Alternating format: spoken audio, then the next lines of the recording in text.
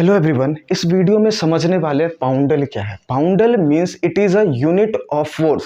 Force को measure करने के लिए आपने अलग अलग यूनिट्स पढ़े होंगे। फोर्स क्या है? Force is a physical quantity, और अगर कोई भी फिजिकल क्वांटिटी हो तो उसे मेजर करने के लिए आपके पास चाहिए होंगे यूनिट। ठीक है, तो आप जनरली जो पढ़ते हो SI unit of force. Force है, इसका एसआई यूनिट अगर लिखना हो तो डायरेक्ट लिख देते हो Newton. SI unit of force is equal to Newton. But actual में ये कैसी यूनिट है, थोड़ा सा इसके बारे में समझ लेते हैं। जैसे फोर्स एक फिजिकल क्वांटिटी है, अब इसे मेजर करने के लिए जितने भी यूनिट्स हैं, अलग अलग सिस्टम में अलग अलग यूनिट्स की वैल्यूज भी चेंज हो जाती है। जैसे अगर आप SI सिस्टम की बात करें, है ना, इंटरनेशनल सिस्टम ऑफ यूनिट्स, तो इसके अकॉर्डिंग हम कंसीडर करते हैं मास किलोग्राम्स में मेजर करते हैं, लेंथ मीटर में मेजर करते हैं, और टाइम सेकेंड में मेजर करते हैं। लेकिन अगर यही सिस्टम SI सिस्टम ना होकर ये हो जाए CGS सिस्टम, तो CGS सिस्टम में ये जो यूनिट है न्यूटन, ये वैल्यूज चेंज हो जाती है। कैसे चेंज हो जाती है? क्योंकि इसमें लेंथ मेजर किया जाता है सेंटीमीटर में, है ना, उसके बाद मास मेजर किया जाता है ग्राम्स में, और टाइम मेजर किया जाता है सेकेंड में। और एक और सिस्टम है जिसे बोला जाता है FPS system of unit. FPS system of unit में FPS का फुल फॉर्म होता है फुट पाउंड सेकेंड, यानी कि लेंथ मेजर करेंगे फुट में, मास मेजर करेंगे पाउंड में, और टाइम मेजर करेंगे सेकेंड में। ठीक है, तो ठीक इसी तरह से फोर्स के अलग अलग सिस्टम में इसके यूनिट्स भी चेंज हो जाते हैं। अगर आप बात करो SI सिस्टम में, तो इसके अकॉर्डिंग फोर्स का यूनिट न्यूटन होगा। वहीं अगर बात करें CGS में, तो unit of force is dyne, and FPS unit of force is poundal. ठीक है, अब शायद कंफ्यूजन ना हो। There are 3 different units of force according to the system. First one is newton, dyne and poundal. ठीक है, तो पाउंडल क्या है? It is a unit of force, it is a FPS unit of force. अब अगर define करना हो पाउंडल को, तो आप एक चीज समझिए। आप अगर न्यूटन को डिफाइन करना हो, जैसे 1 न्यूटन फोर्स अगर आप डिफाइन करते हो, तो 1 न्यूटन फोर्स का मतलब है, 1 न्यूटन फोर्स को अगर डिफाइन करो तो F इक्वल टू सबसे पहले लिखना है मास इंटू एक्सेलरेशन। ठीक है, मास इंटू एक्सेलरेशन का मतलब कि अब अगर आप इस फोर्स का यूनिट SI सिस्टम में लिखोगे तो मास और एक्सेलरेशन का भी यूनिट SI सिस्टम में होगा, और इन दोनों क्वांटिटीज के यूनिट्स भी सेम होंगे। तो फोर्स का यूनिट आपने बोला न्यूटन इन SI सिस्टम, तो SI सिस्टम पे मास अगर मेजर करें तो वो होता है किलोग्राम्स, और एक्सेलरेशन होता है metre per second square. It means 1 Newton is that force which is applied to 1 kg mass and produces an acceleration of 1 metre per second square. फिर से समझिएगा, अगर हमने कहा 1 न्यूटन फोर्स, इसकी वैल्यू क्या होगी, या डिफाइन 1 न्यूटन फोर्स, इसका मतलब हो गया कि आपके पास 1 kg का कोई मास है, और उसके ऊपर अगर 1 न्यूटन फोर्स, ये फोर्स अप्लाई करते हैं, तो उसमें जो एक्सेलरेशन प्रोड्यूस होगा that will be 1 metre per second square. क्या ये बात क्लियर है? ठीक है, नेक्स्ट अब बात करते हैं पाउंडल की। पाउंडल किस सिस्टम में आएगा? FPS सिस्टम में आएगा। और FPS सिस्टम में यानी कि F इक्वल टू MA लिखा आपने।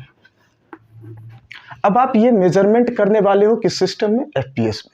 तो FPS सिस्टम में मास और एक्सेलरेशन, इन दोनों के यूनिट्स भी किस में होने चाहिए? FPS सिस्टम में होने चाहिए। तो फोर्स का यूनिट तो होगा पाउंडल, फोर्स का यूनिट क्या होगा? पाउंडल में। लेकिन मास मेजर किया जाता है पाउंड में, है ना, FPS फुट पाउंड सेकेंड, तो मास मेजर किया जाएगा पाउंड में।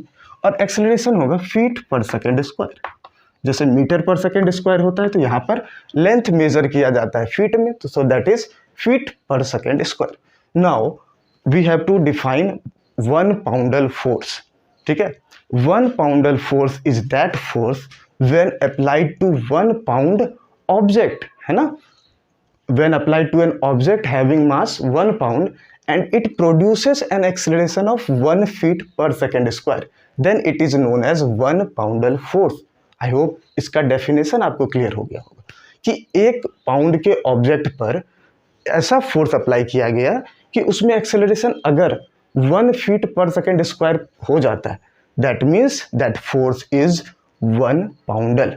ठीक है, now we have to convert this 1 poundal force into Newton. So what is the relation between these 2 units? अब दोनों एक ही क्वांटिटी के यूनिट है। जैसे अगर आप कहते हो मीटर और सेंटीमीटर, दोनों लेंथ के यूनिट है तो दोनों के बीच रिलेशन भी पता होने चाहिए। जैसे आप जानते हो 100 centimetre is equal to 1 metre होता है। तो then what is the relation between this poundal and newton? तो देखिए न्यूटन आप लिखते हो kg metre per second square और पाउंडल होता है pound feet per second square. So we have to convert this pound feet per second square into kg metre per second square. तो देखिए 1 pound feet by second square, तो 1 pound is equal to how much kilograms? 0.454.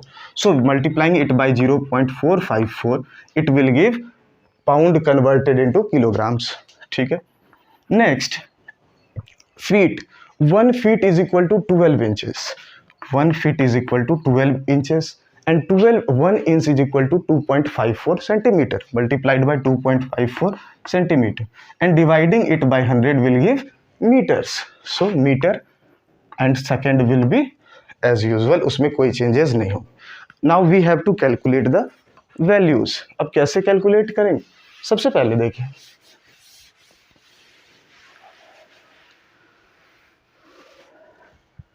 यहाँ पर है 0.454 multiplied by 12 multiplied by 2.54 divided by 100 kg metre per second square, और ये ही value क्या है? This is equal to Newton, है ना। सो multiplying this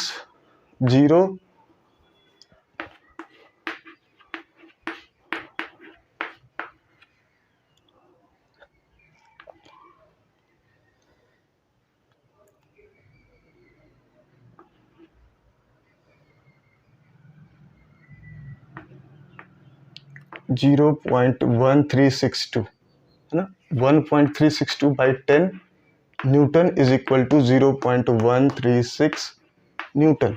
it means 1 pound feet per second square, और we can say 1 पाउंडल is equal to 0.136 Newton. In this way, we can convert poundal into Newton. So it is the relation. क्या poundal और Newton के बीच relation है? I hope you have understood all things about this term poundal. Thank you.